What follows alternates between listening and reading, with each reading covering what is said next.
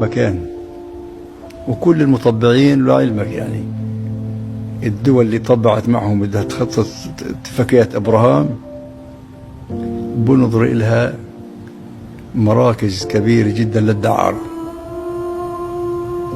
نظرتهم للمغرب وللإمارات مقصد دعارة، وهذا ما كتبوه في صحفهم قبل الطوفان 3 أسابيع.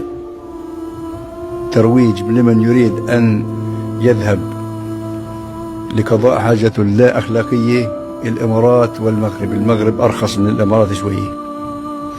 التطبيع بحد ذاته أبو النور هو أصلا دعارة سياسية. نعم، وهذا الكلام موجود، ما نفوه. أنا بحكي لك نتيجة ما قرأته في ملحق جريدة عندهم اسمها لي دعوت 7 أيام أو 7 يمين بيقولوا،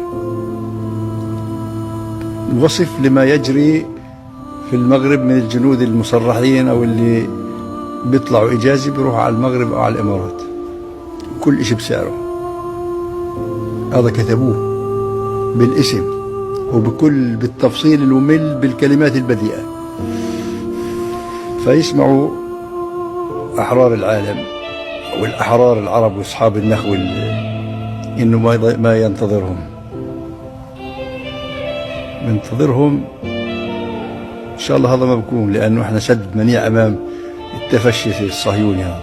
إحنا رح نحمي عرضهم من المحيط إلى الخليج، رح نكون السد المنيع والمعكم لكل هذه الجراثيم إن شاء الله تعالى. إن شاء الله.